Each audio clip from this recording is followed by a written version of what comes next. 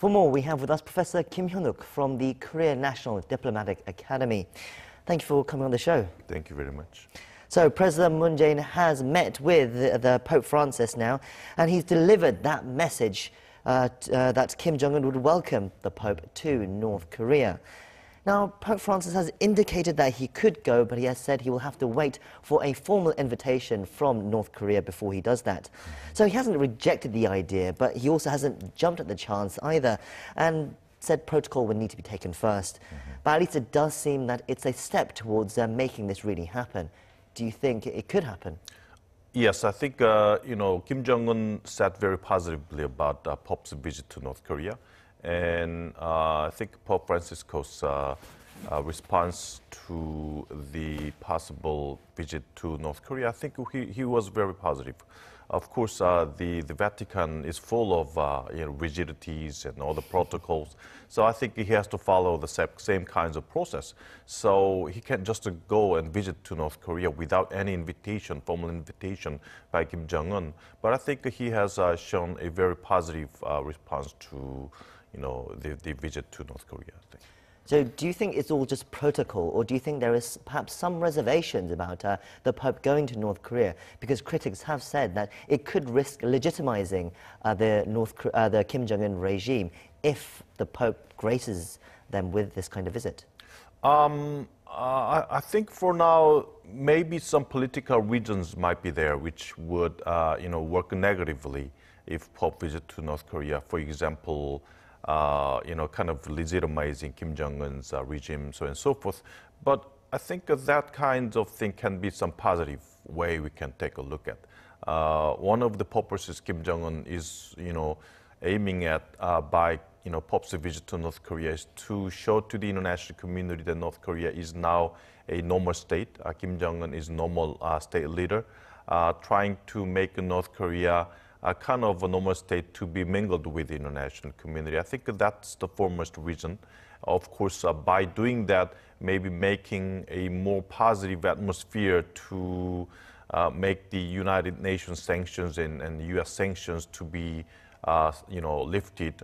I think that will be the ultimate reason for Kim Jong-un to invite the Pope. But at least, from the Pope Francisco's perspective, I know he has a lot of political background, but I don't think he would mention much about the political issues, but just try to focus on the, Pope's and Vatican's perspective. I don't think there will be any negative rationale that will bother his visit to North Korea. So now it seems the ball is back in Kim Jong-un's court. It's now up to Kim to make the next step and formally invite Pope Francis to come to North Korea. Do you think he will, or is there any kind of obstacles that would get in the way of that he might consider before he invites the Pope? I think first possible obstacle is that even though he's trying to make North Korea a normal state by Pope's visit to North Korea, that itself might be some ways to weaken his regime. Pope's visit can give the North Korean people that, maybe North Korea, there was no freedom of religion, but now Pope is visiting to North Korea. Now the people can think that, okay, we can go to church freely, have free religion, free religious worship. That kind of thing might be viewed by Kim Jong-un as one of the important obstacles that can weaken his regime. That I think he will try to control the people in North Korea when Pope's visit to North Korea. Second possible obstacle is that recently there was relationship restored between China and the Vatican, which has been disconnected for about 60 years. Maybe because of China not accepting the freedom of religion inside China. The surface region is that there was some disagreement between China and the Vatican about how to appoint a bishop within China, but that I don't think is the main reason. When there was more and more relationship between Vatican and China, I don't think inside China the religion freedom of religion would be restored. That's something the Communist Party is afraid of.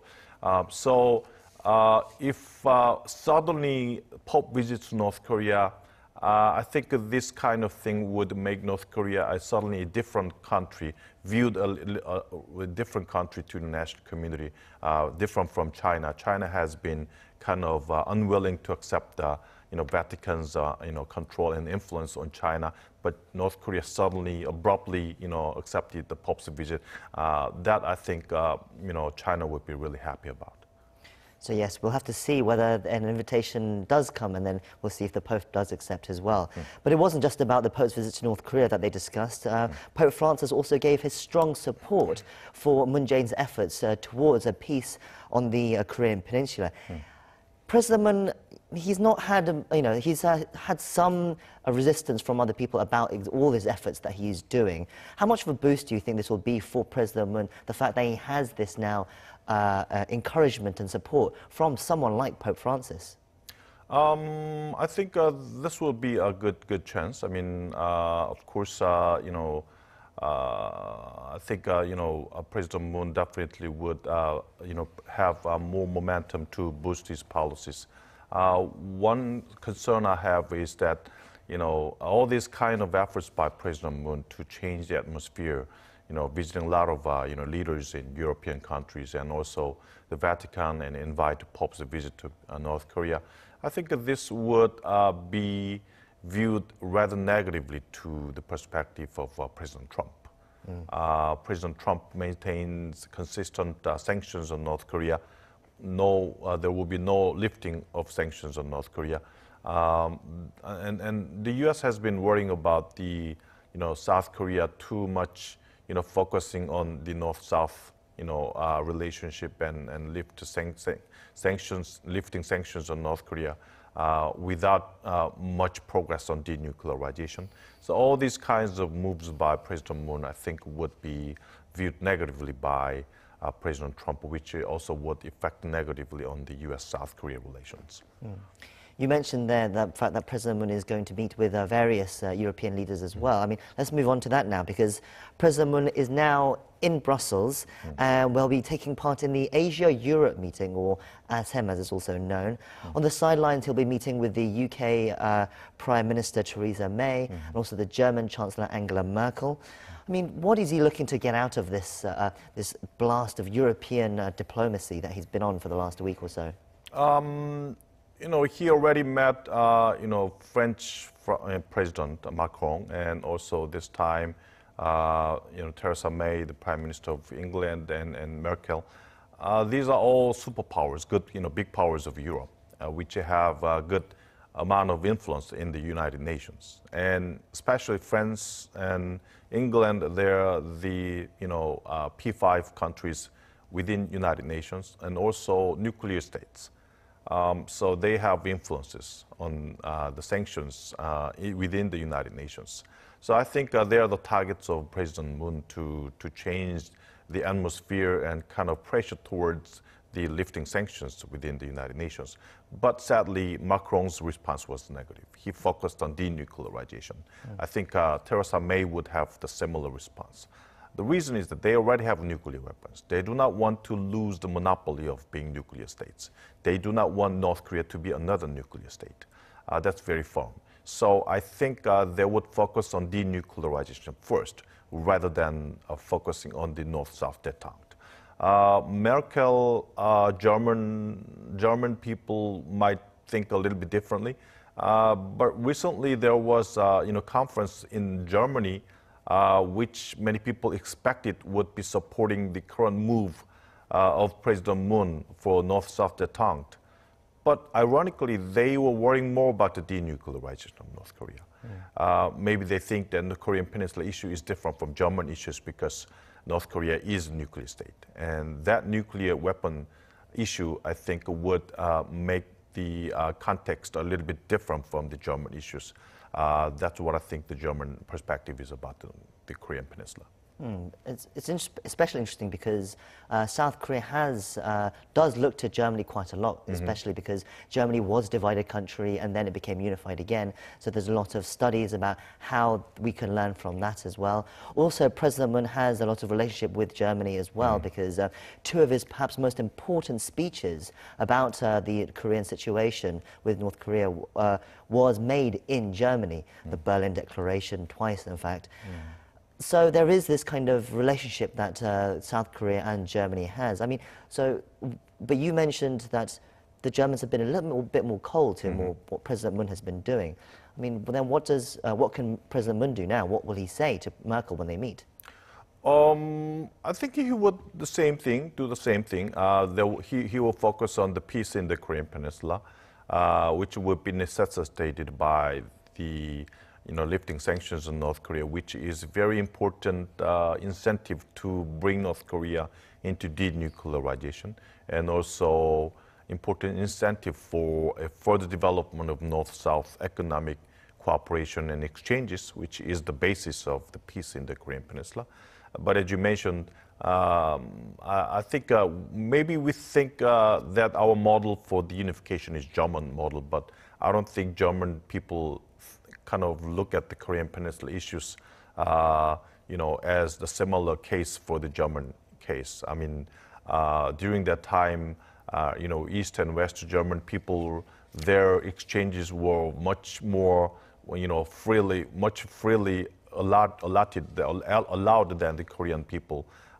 East German people were freely, visiting their, family in the West Germany by way of the third nations, and the information imbued into East Germany was much easier, and East Germany they didn't have nuclear weapons. So I think maybe German people think that their eastward policies, the so-called the changing East Germany by contact, I think it was much safer and easier than the Korean Peninsula situation. So I think maybe it's good to focus on the German issues and German policies and German case, but I think it's worthwhile to also look at what is the difference between German case and Korean Peninsula case. So President Moon has now a couple more days in Europe before he returns to Seoul on Sunday. How do you rate his trip so far? I mean, and what is he what will he look to achieve in the last couple of days that he has? I think President Moon thinks that denuclearization and the North-South detente, he was kind of balanced so far, and he was doing fine. But a recent stalemate between North Korea and the U.S. has been for a while, and that has not been solved. I mean, both sides has been sticking into their own policies, and there were no much concession into each other. So it's a stalemated for a while. So maybe President Moon thinks that now it's time for South Korea to take a more active role as a mediator, take a little bit different step from the past. So I think he's trying to focus on the North-South detente, by which he thinks that can bring North Korea into denuclearization. Because he has talked with Kim Jong-un and had a summit meeting with Kim Jong-un, and know that he would not concede to the U.S. Kim Jong-un would not change his positions. So I think he thinks that his policy stance is changing, and also President Moon's foremost target and object policy goal is to have peace in the Korean Peninsula, and I think he's trying to achieve peace by North-South economic exchanges rather than focusing on denuclearization. I think he's focusing on denuclearization too, but I think he's trying to bring denuclearization by North-South detente. Yes, we'll have to see what his next move is once he comes back to Seoul. Thank you for your time as always, and it's always great to get your insights. Okay, thank you very much.